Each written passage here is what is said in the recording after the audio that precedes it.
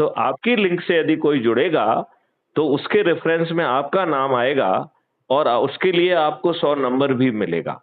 तो अकेला 10 लोगों को जोड़ के आपकी क्रियाकलाप खत्म हो गया, ये तो होगा ही होगा, बल्कि यदि आप इस महाव्रत में और भागीरथी प्रयास करते हैं, जगह-जगह जाते हैं, लोगों से जुड़ते हैं, तो आपको चंद्रगुप्त बनने का मौका भी अपने हाथ में है और आपको एमपी भी बनने का मौका आपके हाथ में है और मंत्री बनने का मौका भी आपके हाथ में है।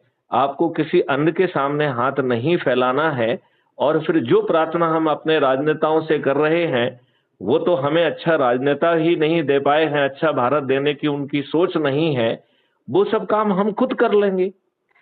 सर इसमें मोदी जी, केजरीवाल, अन्ना जी और कोई भी इसमें क्या बाधा है? हाँ बिल्कुल सर। यदि आप मोदी जी से